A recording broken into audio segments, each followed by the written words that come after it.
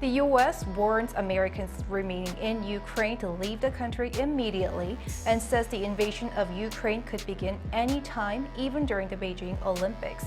Because of rising tensions, South Korea has also told its people in Ukraine to evacuate as soon as possible.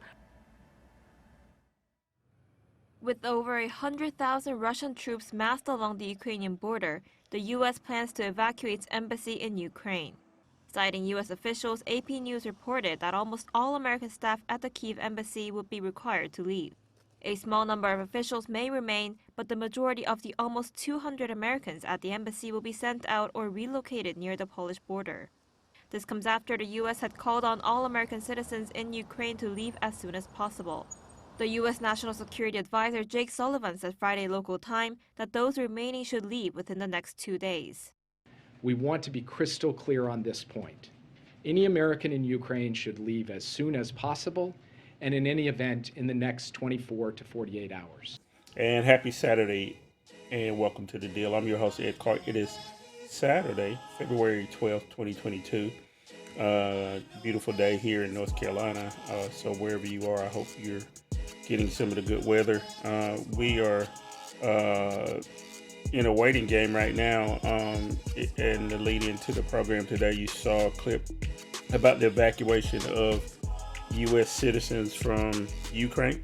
There's been talk for the last month or so about the danger of a shooting war with the Russians, between the Russians and the Ukrainians, and we might as well talk about that up front. So without further ado, let me bring in our resident expert, Val Atkinson. Val, welcome back to The Deal. Thank you. Thank you. Good to be back, Ed. And I think that's a wonderful place to start, talking about the global issue that affects so many other things that we're going to discuss. But the conditions in Ukraine right now are really hot. And I want people to start paying attention to this, because this is how bigger things start, at small levels like this. Nobody should stop paying attention to how World War I and World War II started. A lot of conflicts in South Korea, Vietnam, Iraq, Afghanistan, you go down the list. It's not that somebody sits somewhere and makes decisions on high and passes them down and says at 12 o'clock on X date, we're going to start shooting at one another. That ain't the way it starts. Start something like this. Rush up to the line, don't do anything. Let people get their minds and attentions off of it. And then the next thing you know, there's news that there is reports of death and mayhem on Ukraine's southeastern border, whatever. Then we got to start counting body bags, and it just morphs from there. So this is worth watching. If I were in contact with or had any relationship with any Americans, any fellow Americans that are still in Ukraine right now, I think the best thing to get to them, best piece of information, is that regardless of what your situation is on the ground, financially or otherwise, you need to wrap it up and leave. You need to get out of there, because it's about your safety. That's one piece. But more importantly, you could be used as a pawn to start something bigger. We don't want to be in a position that news people are asking government officials again, well, when are you going to do something to get those other 13 Americans out? And then that becomes a big piece. And those 13 Americans had ample time and could have gotten out months earlier if they chose to do so. So my recommendation, if you still have capabilities of dropping everything and leaving, please do that. Drop everything and leave now. Yeah, it was clear in the White House briefing, Val, that they were saying that, look, we've been telling you for the last 30 days to get out. And if you're not out in the next 24 to 48 hours, there's a real possibility that you're going to be stuck in the middle of whatever it is, either a full-scale invasion or an incursion. Doesn't matter what it is, but your life is in danger and you should leave. Let's talk about the broader issue here of what it would mean for pulling other people into this. The United States says, we're going to put troops, and troops left Fort Bragg earlier in the week and some last week. went to Poland, went to Romania, those kind of places. But Joe Biden says that they're not going to go into Ukraine and they're not going to be actively participating if there's an invasion. Part of that is probably because Ukraine is not in NATO. But how does Ukraine's position impact the rest of those NATO countries that are there? The ones that did join NATO that used to be part of the Soviet Union, that Soviet bloc? Well, geographically, Ukraine is right in the middle. And that's one of the things that has motivated Putin to really do what he's doing right now, is that if NATO were to accept Ukraine, for an example, as a NATO partner, that means that not only average NATO forces, but forces from the United States of America military could be right on Russia's border, not several countries away, but right on the border, because Ukraine borders Russia in so many places. There are so many countries. You start talking about a few, Hungary and other places, even Poland, that if you go back enough years, those were the kinds of countries that were either part of the USSR, or even after Russia became a sole country and the USSR had gone bye-bye, there was a buffer. And Ukraine is that buffer. And that's what puts fear in the heart of Putin and the rest of Russia. They don't want that buffer to turn into a NATO or US force that could have pouncing power anytime they wanted to. That's what this is really about, that enough people are not talking about. And so they want to push NATO and the United States further back so that they will have some reaction time should the big ball drop. Yeah, those are all good points. I want to remind the folks you watching the deal. This is Saturday, February 12th. Keep that date in mind. There is real escalation over in Ukraine. There could be shooting, and Tony Blinken said it in the press briefing that everybody thought they were going to wait until after the Olympics, but there's real indication there's so much hot activity that it could happen during the Olympics. Last week, Putin met with Xi at the Olympics to try to talk through some of this. We know that Macron went there to visit. We know that Scholz went to visit from Germany, went to visit Putin, so on and so forth.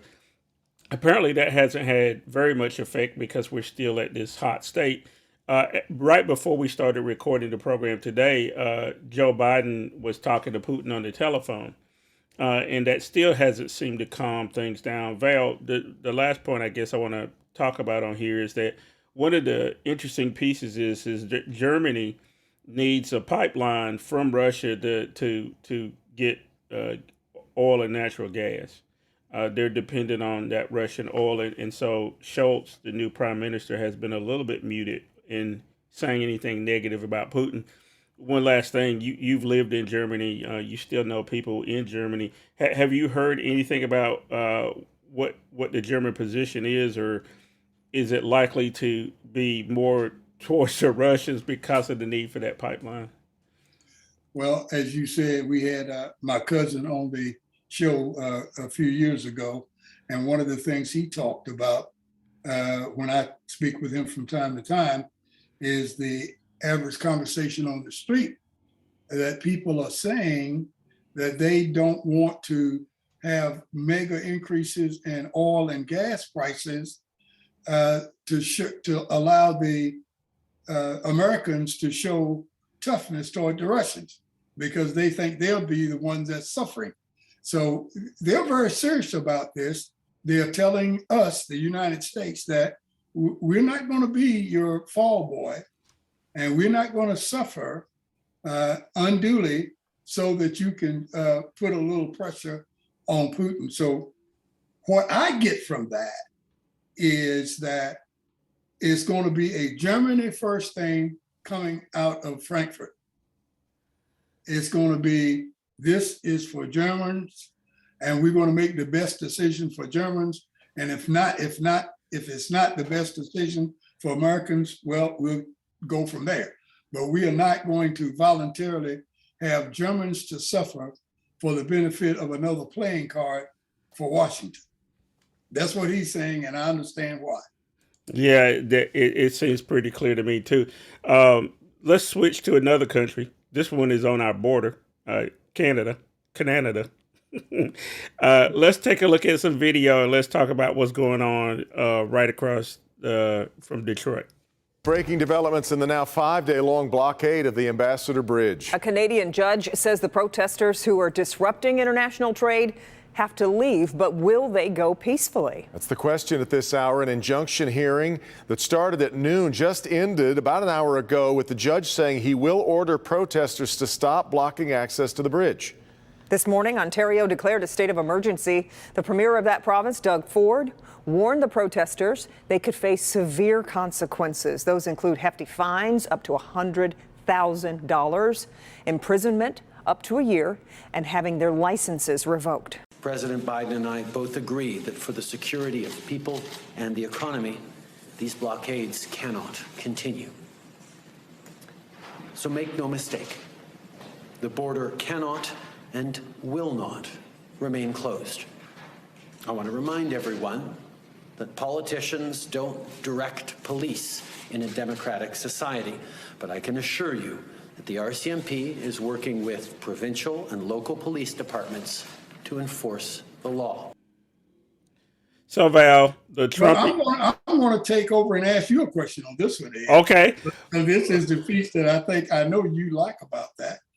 I don't think enough information and time and space has been given to how this thing began. And I know you've been watching it and covering it, but a lot of people feel like they woke up yesterday morning and all of a sudden, here are these truckers that's been out there for 40,000 years. How did it all get started and when? Well, but what I was going to say about it is this is very Trumpy to me. There is a lot of American influence in this truck stoppage. If it's not clear from the tape that we played, truckers are holding up traffic at the border between the United States and Canada. What people don't think about Ontario is only a stone's throw from Detroit, and Ottawa, the state, the provincial capital, there has been clogged up for going on a couple of weeks now, and then there's been some generalized stoppage with truck drivers. What's really clear to me, Val, is that you see a lot of QAnon, you see Trump flags, you see Confederate flags in Canada. Yeah. Which is mystifying to me. And Fox News has almost stopped covering everything else with the exception of this truck stoppage. What it tells to me is two things. One is a deflection, right? Canada, they need to decide whether or not they're going to have mask mandates and vaccine mandates, whatever. Fauci has nothing to do with Canada. But if you listen to the coverage over at Fox, you would think that Anthony Fauci is running Canadian health, and he's not. Number two is 90%, 95%, I saw the statistic earlier today, it was either 95 or 93% of all Canadian truckers are already vaccinated. So the truckers who are complaining are American truckers who do routes in Canada. The other part of it about mask mandates and all that, each province has their own thing. And again, it should be left up to Canadians to decide. But people like Sean Hannity and the rest of the Laura Ingraham and the rest of the Fox crew have turned this into a story. My theory, Val, is that they're trying to deflect from other news. Mm-hmm. And it's convenient because generally Canadians are pretty sedate. They don't, whatever. Now, in the story, it's clear, though, Prime Minister Trudeau is fed up. So are the courts in Canada and generally Canadian citizens, and they don't put up with this stuff.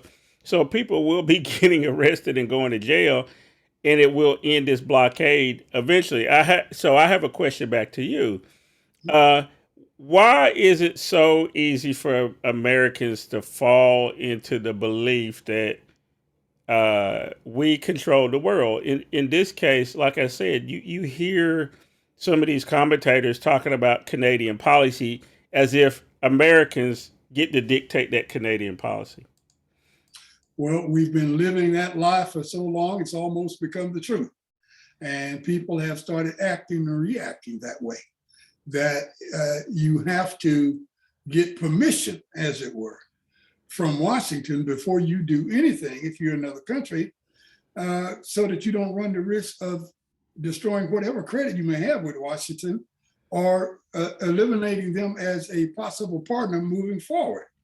So you can call it and paint it either way you want, but it's like asking the Greeks and the Romans and the Egyptians and the British when it was their time to rule this planet, are you ruling the planet? They probably say, oh, well, we're not rulers. We just do what we need to do. Yeah, sure. It's American empire, folks, across the globe. Might as well admit it. You live in a time of the American empire. We don't like that because we have always loved to take the side of the underdog, to fight for the downtrodden, and all this other kind of stuff. That's not the case anymore. If you are an American, you are part of the ruling class in the world. Now, how much weight and power you have back at home is another issue, another story. But abroad, as an American, you rule the roost. And that's what people are afraid of. That's what some people like.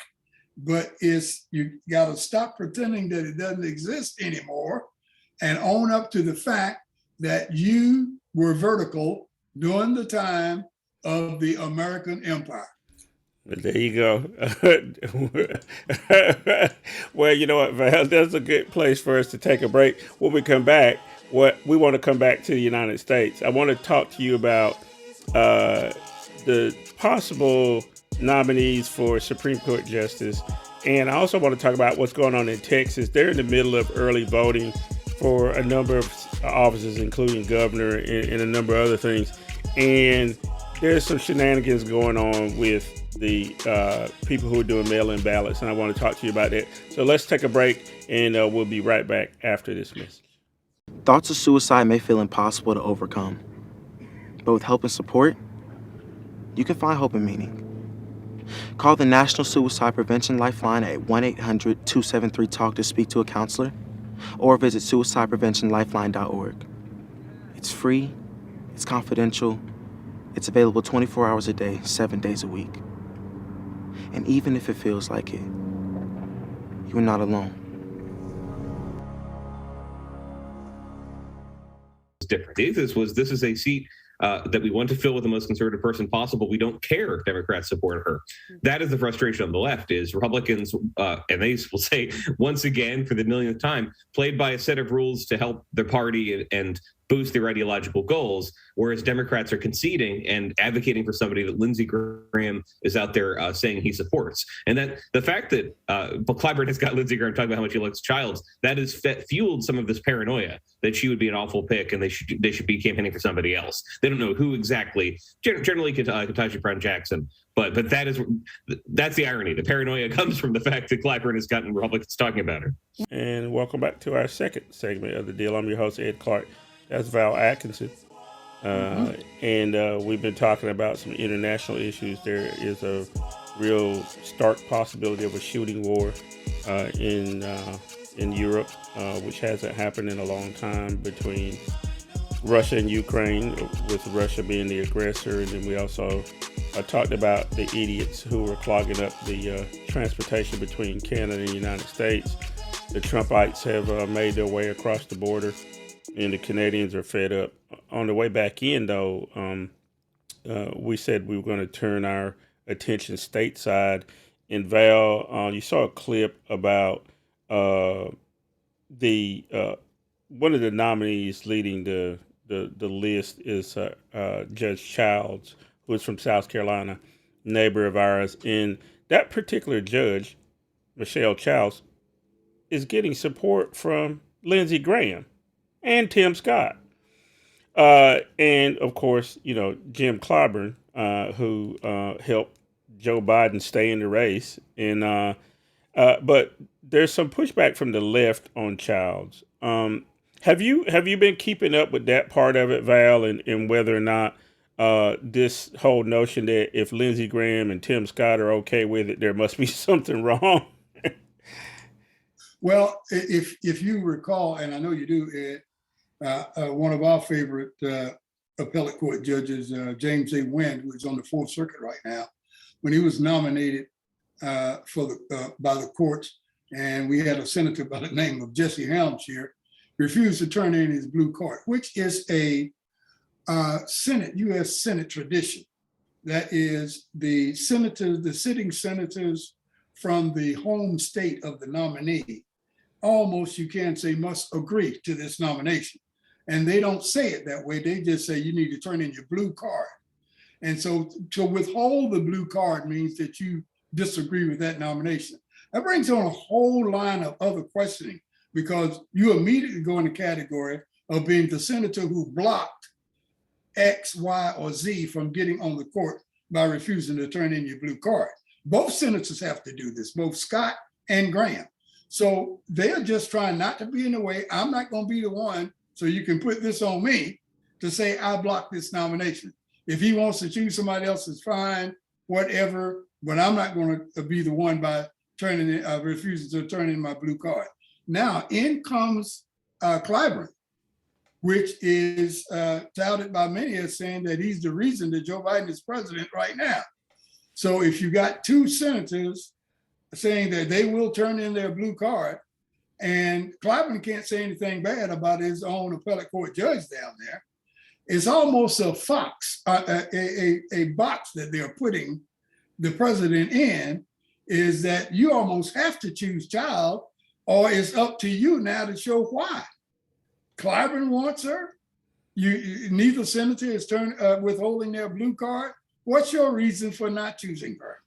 And that you get a whole different type of scenarios here now when you look at it through that lens, okay? So I think mainly that's basically what's going on. So is there any possibility that a Bernie Sanders could be against Childs because she had been a corporate attorney and that kind of thing?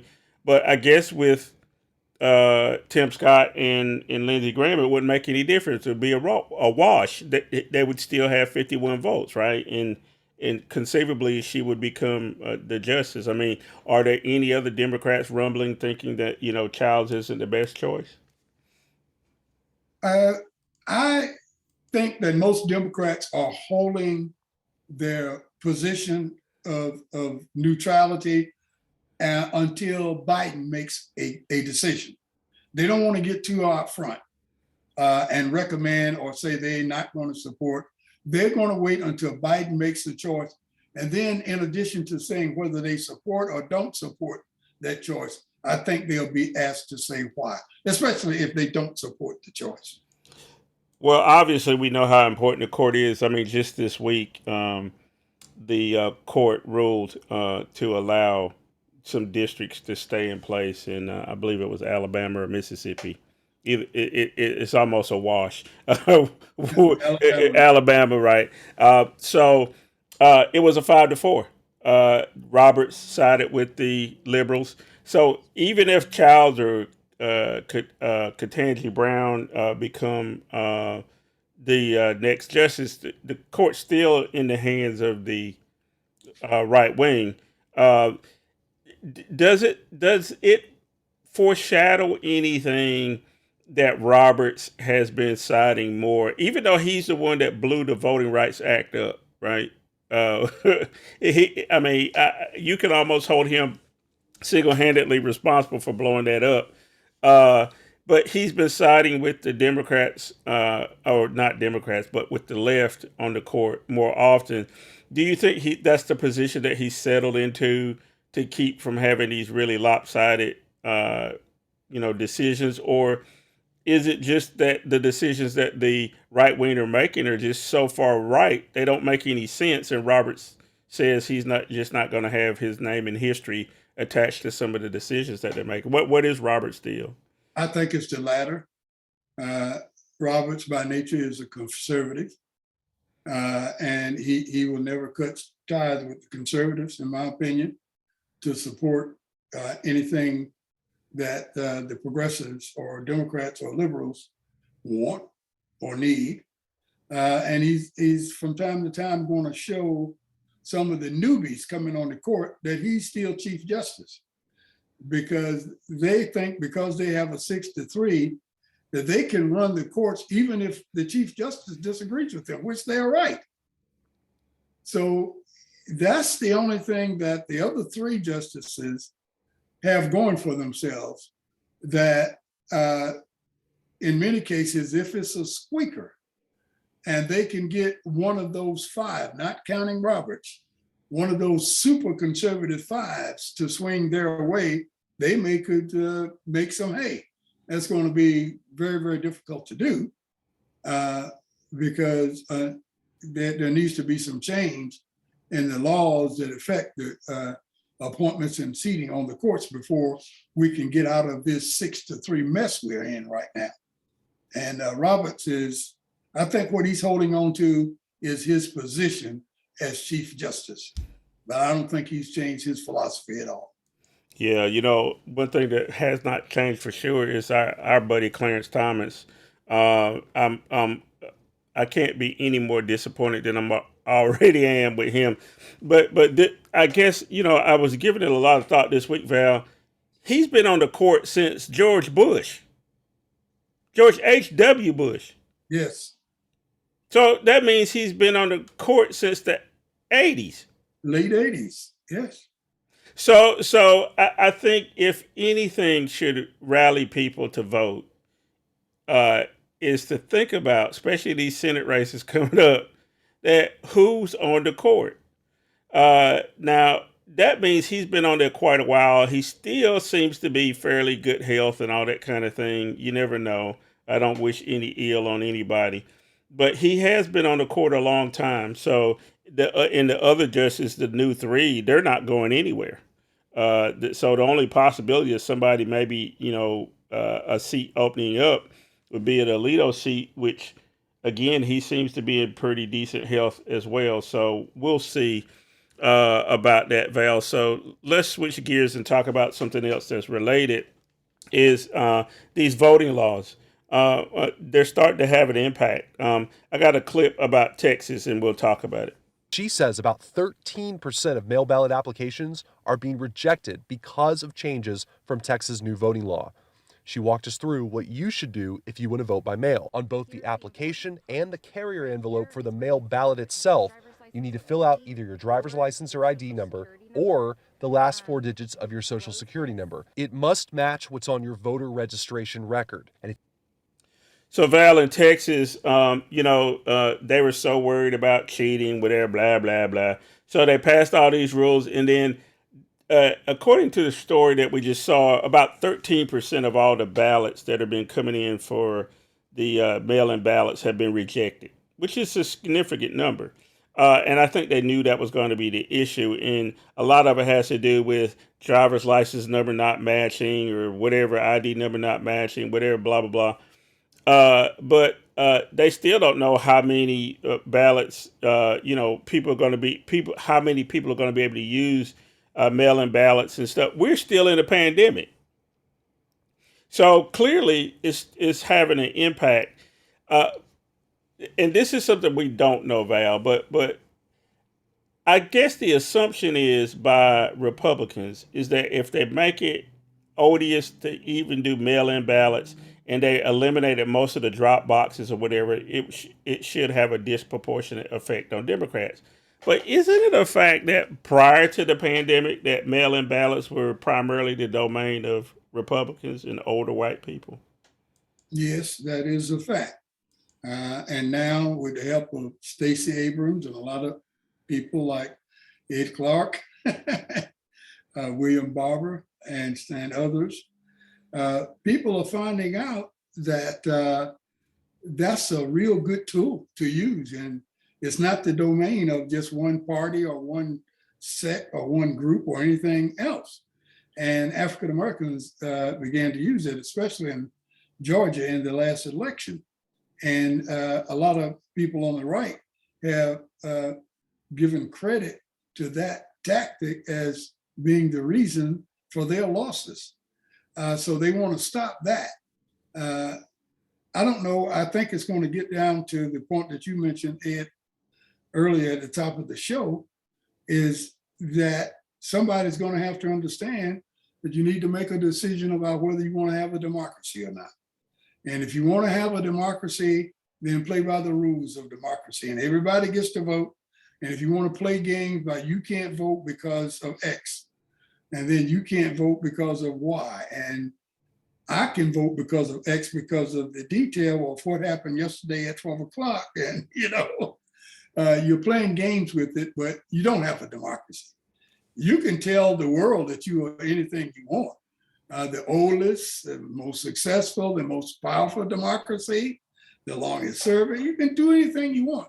But in reality, you don't have a democracy when you got to play with it as we are playing with it to ensure that you get the person you want to be elected, whether they get the maximum number of votes, the majority number of votes or not.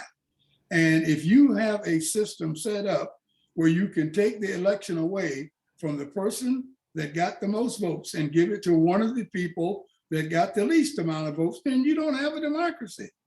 If you got all the guns, I can't stop you from running that system down or putting your man in place. But I can tell you, and I'll be here to tell anybody who's listening, you don't have a democracy. So stop lying about it and call it what it is.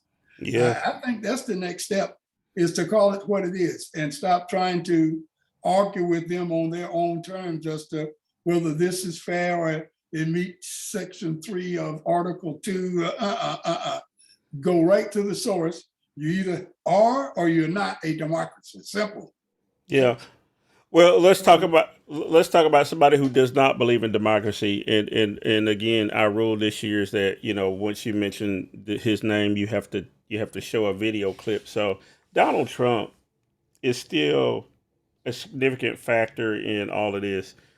We have learned that he was doing some crazy stuff. Let's watch this video and we'll talk about it.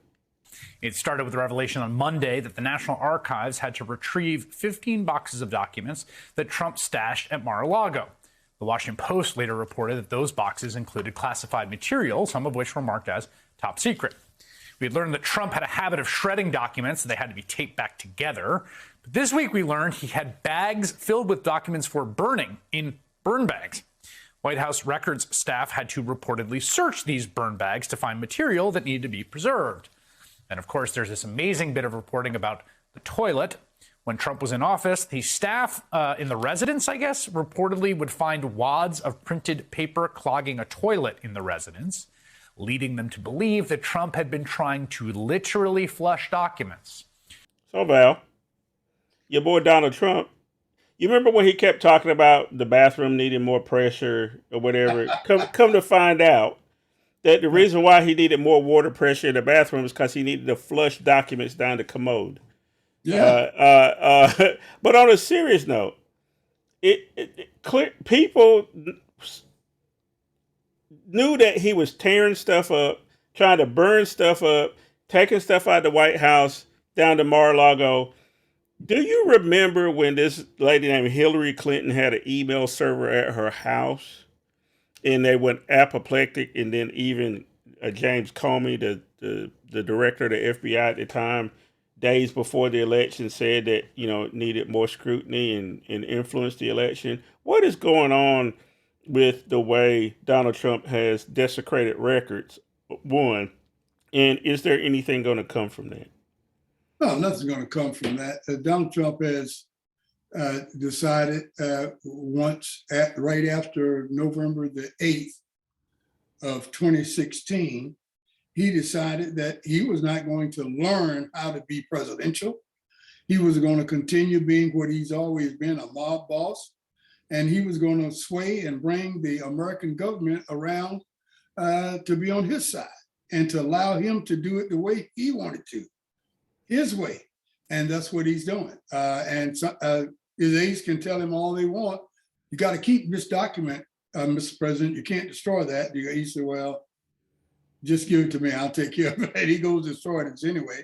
But to answer the last part of your question, Ed, nothing's going to come of this because Democrats in particular, and some other Americans in general, really revere and respect the institution of the presidency.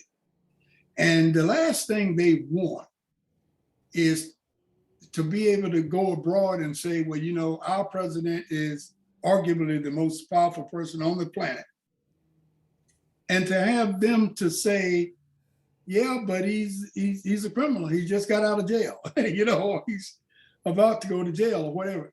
So Americans would do anything within their power to keep punishment off of the office of the president. Now, if they want to resign like Nixon did, that's one thing. Or if they want to make some other decision, but America doesn't want to be the guy who pushes the president into the cell, turns the key and puts it on the shelf. And he doesn't want to be that guy. America wants to be the guy who says, I'm sorry you decided to leave, Mr. President. Thank you for admitting that you've been wrong all this time. We appreciate you not carrying us through all of this, man. That's how we want it, okay? That's why we keep with all of the information and the documents and the data and all, getting Trump to that point where he can be another Nixon and get on the helicopter and fly away and say, hey, I'm sorry, I was wrong. I'm resigning. And Trump is not that guy. Right. But we don't believe it. We keep trying. Well, count me as one of the people who wanted to put him in jail and have on an orange jumpsuit. They could even send him to Butner. I could go up there and bring him like money for his canteen or whatever if they bring him to North Carolina federal prison. But I don't think that's going to happen, Val. You know what? I hear some music, so that means we need to take another break. When we come back, we're going to wrap it up. We're going to talk about COVID-19 mask restrictions. We're going to talk about some race-related cases and bring it on home. So stay right there. We'll be right back after this message. I trust the vaccines. I trust the scientists who have come up with a great formula to help defeat COVID-19. I'm very lucky because my wife and I were able to get the vaccine. If you have an opportunity to get the vaccine, please do it. Get in the game, get off the sidelines, and get vaccinated. And so it's important for us to take the torch, be the example, and make sure we're doing our part to protect our community. It's paramount that we all be vaccinated so we can protect each other, and especially our loved ones. I believe in the vaccine. I believe in our scientists. I believe in the medicine. I took it to protect others and hopefully live longer. We're gonna get through this thing. We gotta practice social distancing. We gotta wear our masks. You have a spot, take your shot. You have a spot. Take your shot. You have a spot. Take your shot. You have a spot. Take your shot. And welcome back to our final segment of the deal. I'm Ed Clark. That's Val Atkinson. And we've been talking about a lot of stuff. We went international first, and then we went national, looking at stuff that's going on in the government. This final segment, we want to lead off with Corona, Val. There's a lot of dead people in this week and last week. I personally know of several people who have passed from COVID-19. A little bit folks that are a little bit older that had their shots, but again, because of age and also health status, they still expired from COVID-19. Let's watch this video about masks, and then we'll talk about it. A growing number of states are planning to end their indoor or school mask mandates in the coming weeks as COVID-19 rates continue to drop significantly. Now, the move has drawn the attention of the CDC, which has yet to change its guidance for all Americans. Now, the agency says U.S. citizens should continue wearing masks in areas of high or substantial transmission. Notably, that's about 99% of U.S. counties. Much of the United States still isn't boosted against COVID-19. Only about 27% of the U.S. population has received a coronavirus vaccine booster shot. That's according to CDC data. So, Val, everybody's sick of COVID. I'm sick of COVID. I'm tired of it. Tired of talking about it. I've told you before that this show is the result of COVID because we did not know if we were going to be able to do our regular Sunday show connections, and we didn't want to be not doing anything. So we started doing this. So everybody's life has changed. People don't go into the office. Sometimes I have been in the office for weeks at a time where I've been the only person in the office, Val. And obviously, I haven't had COVID as far as I know, and I haven't been sick. And one of the reasons why I haven't likely is because I got my boosters, but also because I wore my mask and continue to wear it, and also avoid people. People are getting antsy, and even people in blue states, like in New Jersey, want to get rid of masks. Talk to me real quick about what you think about this whole idea of ending mask mandates. Are we too early on that? Well, of course, COVID's going to have the last word to say about that, but I hope not. I hope we're not too early because we're talking about a life and death situation here. And I wish more politicians would listen to the scientists and the professionals. They're the ones that need to be making the call on this as to when. Too many politicians, in my mind, are trying to favor the cries and the calls of their citizenry who want to get back to normal, quote unquote. They want to get back to normal so bad, they're willing to risk the health of themselves, their family, their children, whatever. And I'm saying, I think we should wait until the professionals, the scientists say, it is now the time that you can revert back to the stages that we were in before COVID struck. But until that time, I think we should keep doing what they do, what they ask us to do. That is, as you say, wear your mask, keep your distance, get vaccinated when you should with the doses and the boosters that they're recommending. I think all of this is good. We're trying to save you, not hurt you. So I don't know, Ed, if it's too soon or not. I'm hoping not. I'm hoping that Americans can forego their urgent need to show off their Americanaism, if there's such a word. It seems like to me here in Triangle, North Carolina today, it got right at 70 degrees. And today is mid-October. I'm sorry, mid-February. We don't normally see this. And the streets were full out here where I am. And people were pushing strollers and stopping and chatting with neighbors. And I mean, this is the Americana that they think their great-great-great-grandfathers thought about when they were bearing the great ocean to come over here, fighting Indians and everybody to get from the East Coast to the West. And this is the Americana that they think has been bequeathed to them. So they must take advantage of it. And I get so sick of it, you know, that they are willing to risk everything to show off their Americanism, you know, whatever. Being American is also should mean being smart, saving your life, the life of your family. What about that being American instead of just showing off your good looks or whatever it is that you think you're showing off?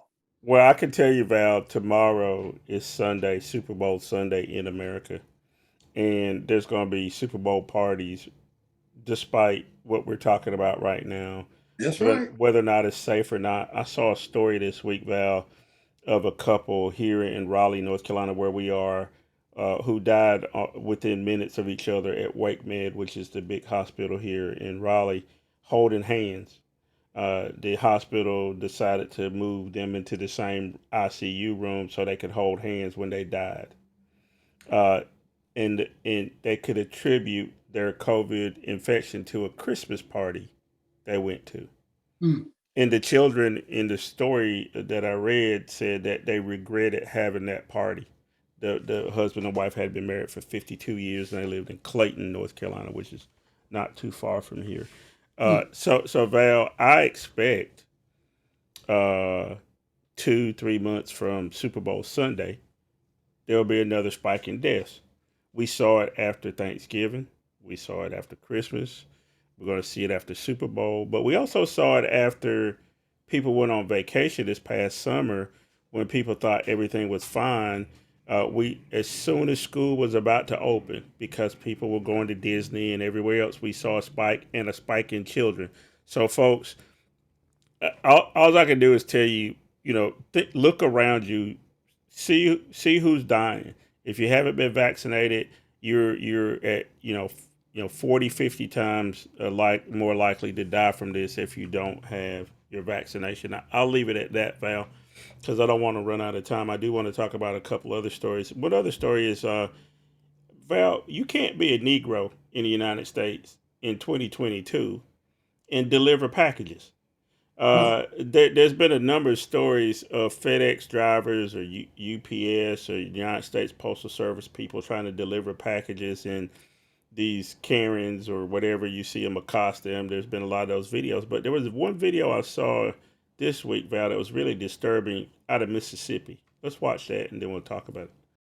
Tonight, a Mississippi family outraged, calling for tougher charges against two white men accused of chasing a black FedEx driver, one of them allegedly firing multiple rounds at his delivery van. This man came within an inch of losing his life. 24-year-old DeMontario Gibson and his attorney calling the incident racially motivated. He was simply black while working.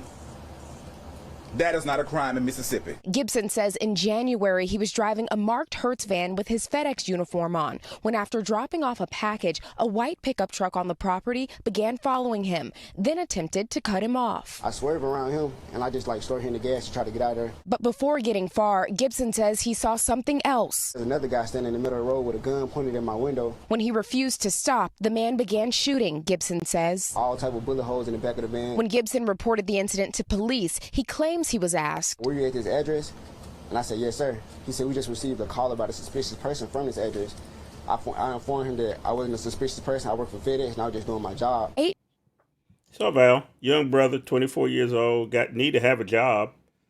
He's out there hustling, trying to deliver packages. He's delivering package to the house. He drops the package off, and all of a sudden you get a chase and gunshots fired. And it took 7-8 days for the local police to bring in a father-son duo. Kind of reminds you of what happened in Georgia with Ahmaud Arbery. Michaels, yeah. Yeah. So Val, what is it? Why do white folks believe that they can be deputize themselves and shoot at people and expect no consequences? Well, because of the news that they watch, the articles that they read, and the folks that they care to associate with. All of that reinforces each other and reinforces itself to say that now is no different than 1878, right after Reconstruction was over. And these guys out there, they ain't working for nobody anymore because slavery is over. And if they got something, they didn't earn it honestly. They got it from somebody else. And the U.S. Marshals can't be everywhere, so we need to defend our own community. So if I see one and I know he's not a part of this community because I know everybody that lives out here and he's acting suspicious, I'm gonna shoot first and ask questions later. That type of mentality is so widespread now that it's almost not surprising when you hear about it. It's just, it makes you mad.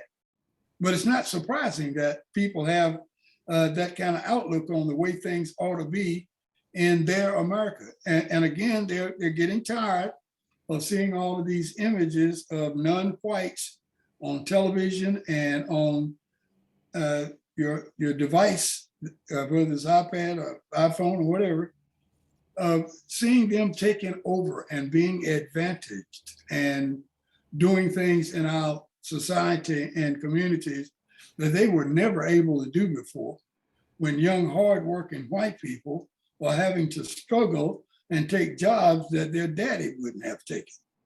And so they don't like it. Things are going in the wrong direction. And then they believe what number 45 says, that some kind of way these same people got together and stole the election from the rightful owner, number 45. So they put all that together. And if you find yourself in a community of white people, especially if it's a gated community, especially if it's after dark, you better be kind of careful, you know. Yeah. And that includes trying to deliver packages, right? It doesn't matter if you got on the FedEx uniform or Yeah, not, or all of those are details for lawyers to argue during the court briefing. But you're going to be 600 yeah, while they argue this stuff. So don't think that's going to save you from being 600. Okay, yeah, we're talking about saving your life now. We'll worry about the details later. exactly. Well, one last story, Val, on race this week. It's been going on for a couple of weeks. Joe Rogan, who, and I won't play any video because I don't want to clear rights and have to pay the fee to this clown. So I'm not even going to play any of his audio, but people know who he is. He's on the UFC fights all the time. He's the lead commentator for the UFC fights. He's also a podcaster. He may be the most successful podcaster. Val, Spotify paid him $100 million guaranteed to do his podcast, to move his podcast to Spotify. I have watched it in the past, because I listen to a lot of podcasts and watch a lot of podcasts. I don't watch it regularly or listen regularly, but I have before. And one of the things that I've always thought is that he's tried to be on the edge deliberately, and what we found out is that a lot of times he's so far on the edge where he will use the word nigger, right? So Spotify gets upset because the singer India.Arie decided to remind people that Joe Rogan had used the word nigger on almost 70 occasions. So they go and take those podcasts offline, as if by taking them offline it hides them. And I guess you get a mulligan, you get a do-over. And then on top of that, Rogan comes out and apologizes. But it's sort of a tepid apology. The right offers him a job on their platform, saying that he would be, unencumbered, which seemed to me to say that they were okay with him saying nigger. Now, I've said nigger 3-4 times here, but it's in context, right? So, Val, not specifically about Rogan or any of that stuff, but what does this tell us about, where we are in 2022? I mean, are we even surprised about any of this stuff? Not the least.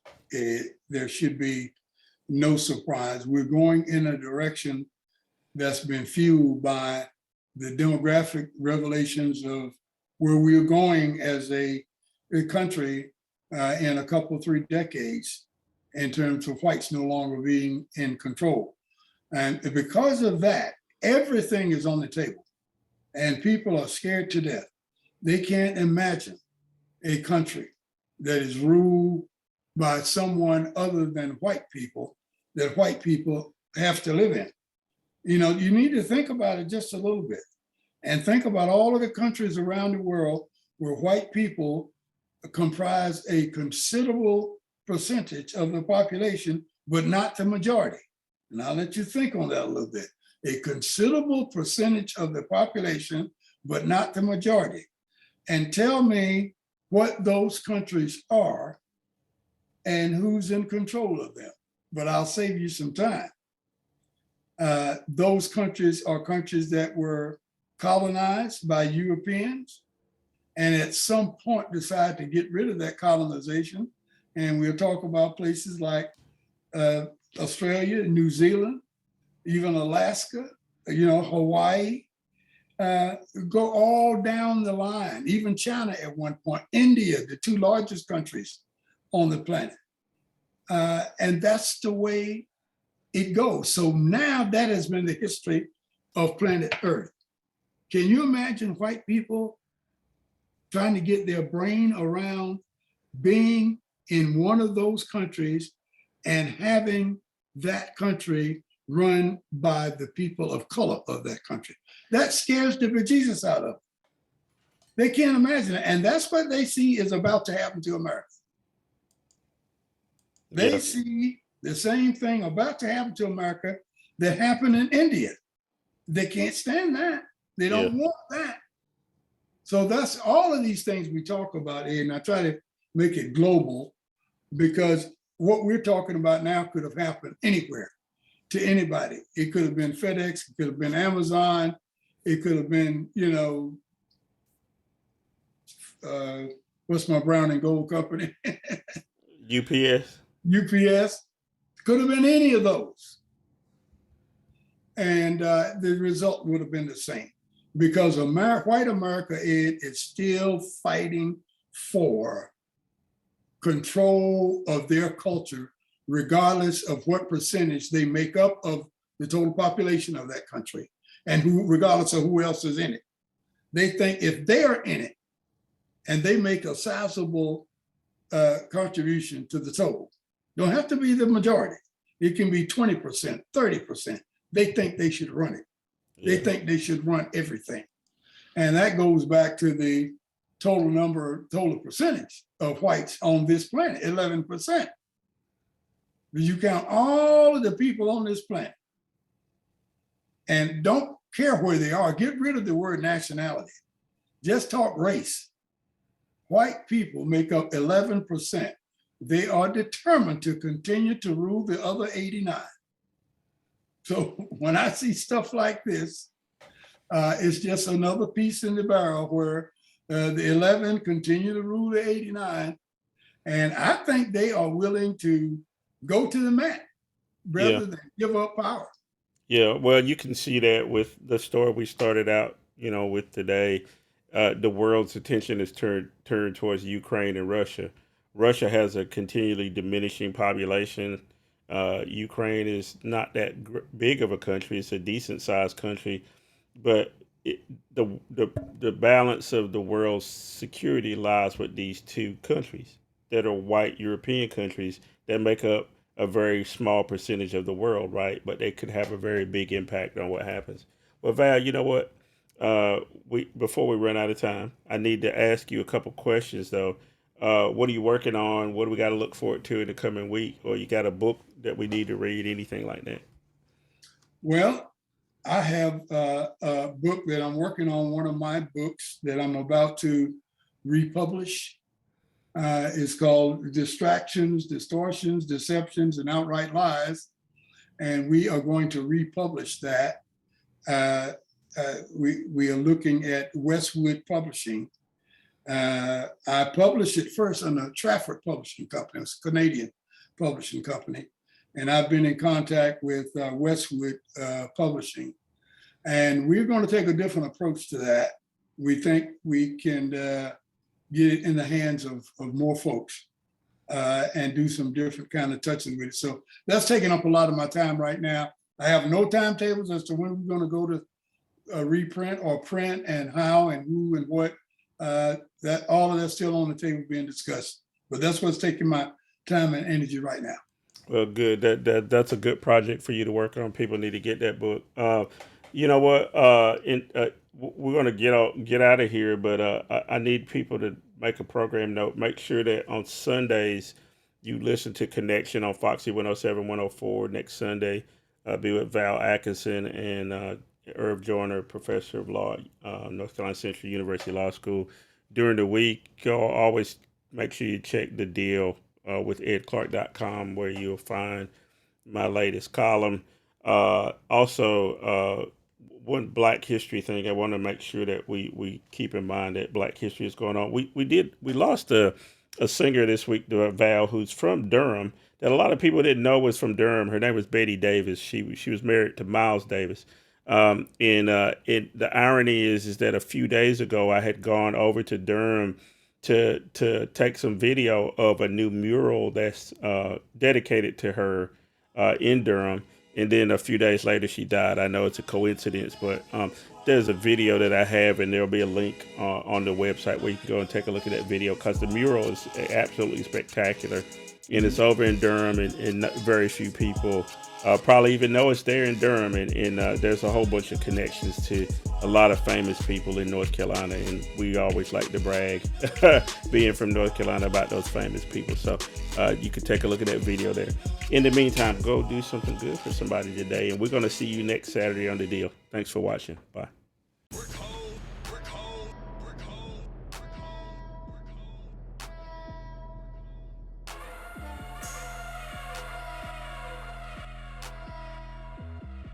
The U.S. warns Americans remaining in Ukraine to leave the country immediately and says the invasion of Ukraine could begin anytime, even during the Beijing Olympics.